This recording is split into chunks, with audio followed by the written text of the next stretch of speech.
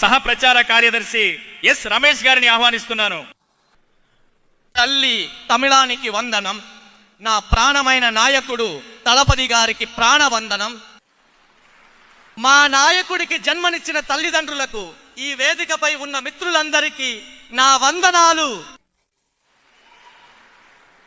ఒక గొప్ప విప్లవం, ఒక ప్రజా విప్లవం, రాజకీయ విప్లవాన్ని తమిళగ వెట్రి కళగం అనే ఉద్యమం ద్వారా తలపతిగా ముందుండి మన నాయకుడు నడిపిస్తున్నారు. మనమందరం అందులో పయనిస్తున్నాం. విప్లవం సాధారణ పదం కాదు, అది ఒక శక్తి, ఒక భావోద్వేగం, ఒక మార్పుకు నాంది, అంతం లేని ఒక ప్రయత్నం. అసలు ఈ విప్లవం ఏం చేస్తుందో తెలుసా? ఈ విప్లవం అణచివేతలను అణిచివేస్తుంది, అన్యాయాలను నాశనం చేస్తుంది. ప్రజల మనసుల నుండి ఈ విప్లవం మొదలై అదే ప్రజల సంక్షేమాన్ని మెరుగుపరుస్తుంది. ఇటువంటి గొప్ప విప్లవంలో మన నాయకుడు మనల్ని కూడా ఒక భాగంగా మార్చారంటే మనం మన నాయకుడికి తిరిగి ఏం చేయబోతున్నాం? నాయక, ఒక్క విషయం మాత్రం చెప్పుకుంటున్నాను. ఈ విప్లవం విజయం వైపు చేరే వరకు ఒక్కరోజు కూడా మార్గం తప్పము, దారి తప్పము, ఒక్కరోజు కూడా కళ్ళు మూసుకోమని ఈ వేదికపై నేను గట్టిగా చెప్పుకుంటున్నాను. సరే, ఇప్పుడు విప్లవం అవసరం ఏంటి? మన నాయకుడు ఎందుకు కావాలి, మన కళగం ఎందుకు కావాలి అని చాలా మంది అడుగుతారు. వారికి మనం చెప్పడం కంటే ఈ రోజు ప్రజలే సమాధానం చెబుతున్నారు. ఏం చెబుతున్నారో తెలుసా?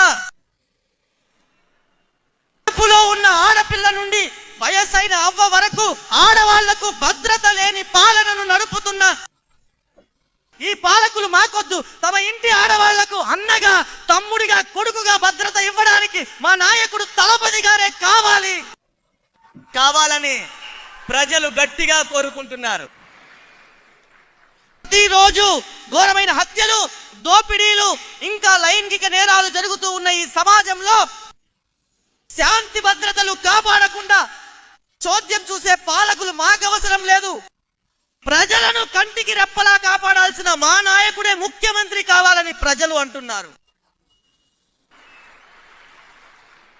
తమిళనాడులోని యువతను అంతా చదివించడానికి విద్యా సంస్థలను ఏర్పాటు చేసి వాళ్లను పెంచాల్సిన తండ్రులందరూ యువతను నాశనం చేయడానికి మద్యం దుకాణాలను తెరిచి వీధులన్నీ మద్యం దుకాణాలతో నింపి యువతను నాశనం చేస్తున్న తండ్రులు మాకు అవసరం లేదు.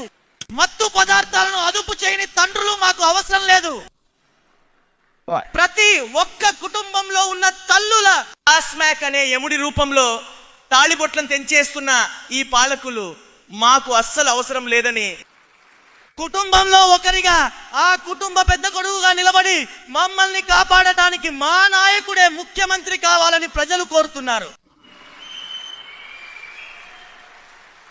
రాష్ట్రం యొక్క స్వయం ప్రతిపత్తిని అణచివేస్తూ ఒకే దేశం, ఒకే ఎన్నిక, ఒకే పరీక్ష, ఒకే భాష, ఒకే మతం అంటూ భారతదేశపు బహుళత్వాన్ని పూర్తిగా నాశనం చేస్తున్న ఈ ఫాసిస్ట్ పాలకులు మాకు వద్దు. ప్రేమతో కూడిన లౌకిక సామాజిక న్యాయ విధానాలను ముందుకు తీసుకువెళ్లేటటువంటి మా నాయకుడే ముఖ్యమంత్రి కావాలని ప్రజలందరూ కోరుకుంటున్నారు. ప్రజలను ఎలాగోలా విభజించి కుట్రలు చేసి అధికారాన్ని రుచి చూడాలనుకునే ఫాసిస్ట్ పాలకులు కూడా మాకు వద్దు. ప్రజలను ఎలాగోలా దోచుకుని ఒకే ఒక్క కుటుంబం బతకాలనుకునే ఆ పాయస పాలకులు కూడా వద్దు. ప్రేమతో, ఆప్యాయతతో ప్రజలను మనస్ఫూర్తిగా ప్రేమించే నాయకుడే ముఖ్యమంత్రి కావాలని ప్రజలు కోరుకుంటున్నారు. మొత్తానికి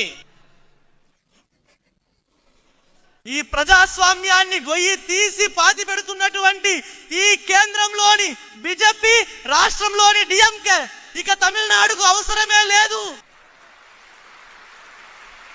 ప్రజాస్వామ్యాన్ని, ఈ ప్రజలను కాపాడేటటువంటి మా ప్రజాస్వామ్య నాయకుడే మాకు కావాలి అని ప్రజలు అడుగుతున్నారు.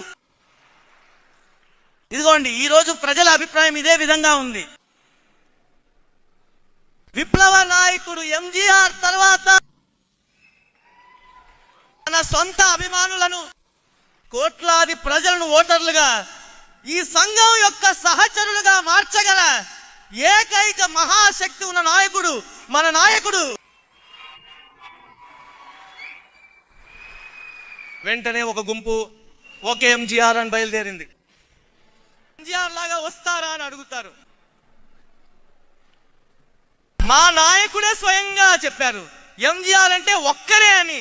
కానీ ఈ రోజు నేను స్పష్టంగా చెబుతున్నా, ఎంజీఆర్ లాగే ఒక్కరే, ఆయనలా రాలేరని. ఈ రోజు ఎలాగైతే మాట్లాడుతున్నారో ఇంకో 100 ఏళ్లకైనా తలపతి అంటే ఒక్కరే,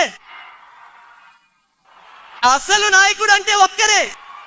ఆయన లాంటి ముఖ్యమంత్రి మళ్ళీ దొరకరు, ఆయన లాంటి మంచి పరిపాలన ఇవ్వలేరు అని భవిష్యత్తు తరాలు మాట్లాడుకునేలా మన నాయకుడు తలపతిగా ఉంటారు.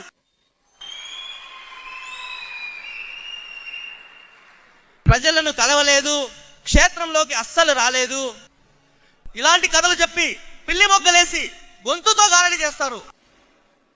అంతేకాదు ఇంకా గొప్పలు చెప్పుకుంటారు, మేము పారంపర్య పార్టీ అని. 50 ఏళ్ల పార్టీ, తాతల కాలం నాటి పార్టీ, భారతదేశంలోనే గొప్ప రాష్ట్రాలన్నింటినీ పాలించే పార్టీ అని చెప్పుకుంటూ ఊరంతా వేదికలు వేసి మా నాయకుడి గురించి, మా సంఘం గురించి రాత్రిపూట ఇంట్లో ఏడ్పులు పెట్టే ముసలావిడలాగా మీరంతా ఏడుస్తూ ఉన్నారే, దీనికి వేరే సాక్ష్యం కావాలా? మా నాయకుడు క్షేత్రంలోకి వెళ్ళారు, ప్రజల మనసుల్లోకి వెళ్ళి చేరిపోయారు, విజయం వైపు వెళ్ళి చేరిపోయారు. దీనికి ఇదే ఆధారం.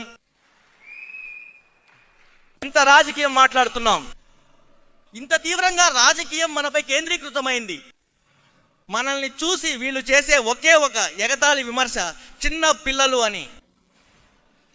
చిన్న పిల్లలు మాట్లాడుతున్నారు, చిన్న పిల్లలు పార్టీలో ఉన్నారు, ఇలా మాట్లాడుతున్నారే.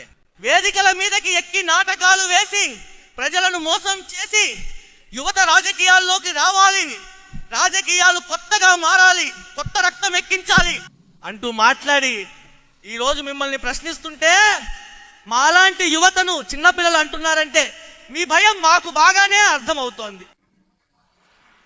మీ భయం మాకు అర్థమవుతోంది. కానీ రాసి పెట్టుకోండి, ఈ చిన్న పిల్లలే రాబోయే 2026 ఎన్నికల్లో మీ పాలనకు ఒక ముగింపు రాసి మా నాయకుడి సుపరిపాలనకు ఖచ్చితంగా నాంది పలుకుతాం. ఇది జరిపి తీరుతాం. ఎన్ని అడ్డంకులు, బెదిరింపులు, హెచ్చరికలు వచ్చినా మేము భయపడం. ఎన్నికల రంగంలో మీ కథను ముగించే వరకు అస్సలు విశ్రమించం. ఇక నా ప్రసంగం ముగింపుగా సంక్షిప్తంగా ఒక్క అయ్యన్ 1 మాటలు మాత్రమే చెప్పి నేను సెలవు తీసుకుంటాను. న్యాయంగా కాపాడే రాజు ప్రజలకు దేవుడితో సమానం. అదే విధంగా న్యాయం తప్పకుండా ప్రజల కోసం తన కర్తవ్యం నిర్వర్తించే పాలకుడు ఖచ్చితంగా దేవుడిగా పూజించబడతాడు. మన నాయకుడు కూడా రాబోయే కాలంలో ప్రజల మనసులలో పూజించబడతారు. 2026లో తమిళగ వెట్రి కళగం పాలన ఏర్పడుతుంది. అప్పుడు మా నాయకుడు ముఖ్యమంత్రి అవుతారు. మంచి పాలన అందిస్తారనడంలో ఎలాంటి సందేహం లేదు. ఈ అవకాశం ఇచ్చిన నా ప్రాణమైన నాయకుడికి, ప్రియ ప్రధాన కార్యదర్శి ఆనంద్ గారికి అందరికీ ధన్యవాదాలు తెలిపి సెలవు తీసుకుంటున్నాను. విజయం నిశ్చయం.